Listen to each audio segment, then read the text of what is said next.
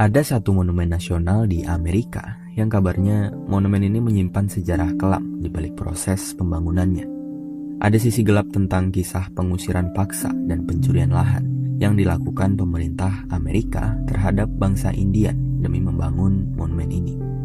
Monumen yang akan kita bahas ini dikenal dengan nama Monumen Gunung Rushmore, sebuah gunung yang di atasnya terukir wajah 4 mantan presiden Amerika, yakni George Washington, Thomas Jefferson, Theodore Roosevelt, dan Abraham Lincoln. Dalam cerita ini, nantinya kita akan sama-sama mengetahui mengapa dari sekian banyak mantan presiden Amerika yang ada, hanya keempat presiden ini yang terpilih untuk diukir wajahnya di atas Gunung Rushmore. Keempat presiden ini juga nantinya akan dianggap sebagai simbol penghinaan, menyebabkan kontroversi tak berkesudahan hingga isu rasisme yang memicu perang saudara. Lalu, apa sebenarnya sisi gelap yang terdapat di balik Gunung Rushmore? Sekitar 10.000 tahun yang lalu, penduduk asli Amerika, bangsa Indian, memulai pemukiman mereka di berbagai wilayah di Amerika.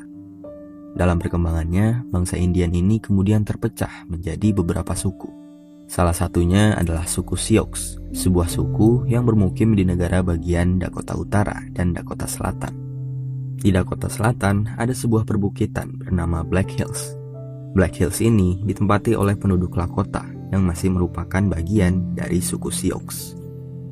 Bagi orang-orang Lakota, Bukit Black Hills adalah tempat yang suci. Mereka memiliki kepercayaan bahwa ada sebuah gua di Bukit Black Hills yang merupakan tempat di mana mereka pertama kali muncul ke muka bumi. Di Black Hills ada pula sebuah tempat bernama Six Grandfather atau 6 kakek leluhur, yakni sebuah dataran bebatuan tinggi yang juga dianggap sakral oleh orang-orang Lakota. Pada awalnya, kehidupan penduduk Lakota di Bukit Black Hills begitu tenang dan damai tanpa adanya suatu gangguan. Namun, sejak pemerintahan Amerika mulai terbentuk pada abad ke-18, ancaman terhadap penduduk Lakota dan suku-suku lainnya mulai berdatangan. Pemerintah Amerika melakukan berbagai cara untuk menguasai seluruh wilayah, baik dengan cara kekerasan maupun perdamaian. Pertempuran antara pemerintah dan bangsa India pun tidak dapat terelakkan. Pertikaian ini juga yang kemudian turut memicu awal perselisihan antara ras kulit putih dan ras kulit hitam. Antara tahun 1866 sampai 1868, penduduk Lakota juga terus bertempur dengan Angkatan Darat Amerika untuk mempertahankan tanah mereka. Pertempuran itu kemudian berakhir dengan sebuah perjanjian yang dinamakan Perjanjian Fort Laramie. Dalam perjanjian itu, kedua belah pihak bersepakat bahwa Black Hills adalah milik penduduk Lakota, di mana sebagai imbalannya, penduduk Lakota akan mengizinkan pemukim kulit putih untuk melewati kawasan itu dengan aman. Namun ternyata pemerintah punya maksud lain dalam menyetujui perjanjian itu. Mereka memanfaatkan kesepakatan yang ada untuk memasukkan budaya barat dalam kehidupan penduduk Lakota sehari-hari. Perlahan-lahan, pengaruh budaya pun mulai terjadi. Orang-orang Lakota yang tadinya bertahan hidup dengan cara berburu, kini mulai beralih jadi bertani. Beberapa dari mereka juga mulai meninggalkan gaya hidup nomaden dan mulai menggunakan pakaian-pakaian yang dibuat oleh Amerika. Lalu, hanya 7 tahun berselang, gerak-gerik Amerika untuk melanggar perjanjian mulai terendus. Segera setelah mereka menemukan emas di Black Hills, pemerintah mulai berencana untuk merebut wilayah itu kembali. Para penambang pun akhirnya didatangkan ke sana. Mereka mulai mendirikan kemah, sedangkan para tentara mulai menyerang penduduk Lakota yang mereka anggap mengganggu. Terang-terangan, pemerintah Amerika melanggar perjanjian Fort Laramie yang sudah mereka sepakati. Amerika telah merampas tanah penduduk Lakota dengan ilegal. 50 tahun kemudian, muncullah sebuah rencana dari pihak pemerintah yang menginginkan agar Black Hills menjadi tempat tujuan wisata.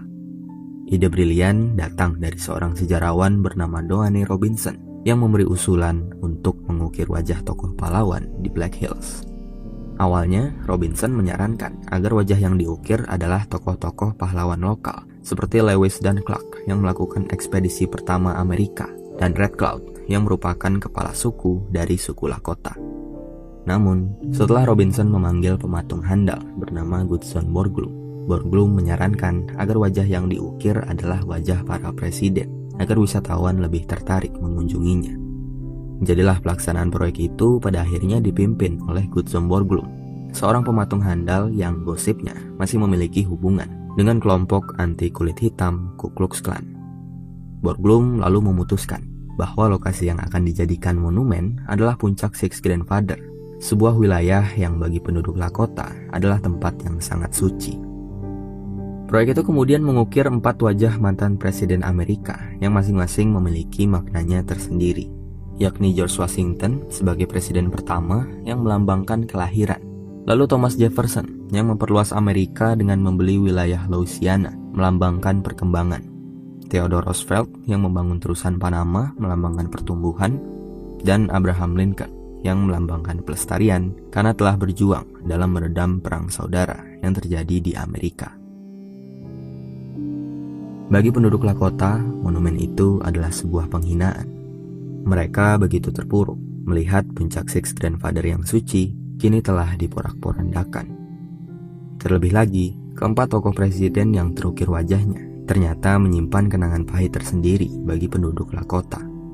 Sebut saja seperti George Washington yang oleh mereka dijuluki sebagai penghancur kota karena telah membakar puluhan desa mereka pada tahun 1779. Ada pula Theodore Roosevelt yang secara terang-terangan mengatakan bahwa satu-satunya orang Indian yang baik adalah orang Indian yang sudah mati. Tahun 1980, orang-orang Lakota mulai mengajukan gugatan terhadap pemerintah Amerika atas pelanggaran perjanjian Fort Laramie. Mahkamah Agung lalu memutuskan bahwa Black Hills memanglah milik penduduk Lakota dan Amerika telah merebut wilayah itu secara ilegal. Namun, bukannya mengembalikan tanah yang sudah dirampas, Mahkamah Agung malah menawarkan biaya kompensasi kepada orang-orang Lakota sebesar $1 miliar atau 14 triliun rupiah. Hebatnya, penduduk Lakota menolak tawaran itu dengan mengatakan bahwa Black Hills tidak pernah dijual. Dibanding uang, penduduk Lakota lebih menginginkan agar Black Hills kembali ke tangan mereka. Hingga hari ini, perselisihan antara penduduk Lakota dengan pemerintah Amerika terus berlanjut. Kini situasinya jadi semakin kompleks, di mana pihak Lakota menginginkan agar Gunung Rushmore dimusnahkan. Namun di sisi lain, tidak dapat dipungkiri bahwa wisata Gunung Rushmore adalah sumber penghasilan utama bagi masyarakat Dakota, sehingga akan sangat merugikan bila harus dimusnahkan. Pada akhirnya, tidak ada rencana untuk perubahan.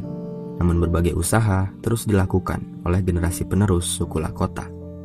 Keadaan ini membuat mereka sadar bahwa jika mereka tidak melakukan apa-apa, maka wajah yang terukir di puncak Six Grandfather mungkin akan terus ada selama ribuan tahun ke depan.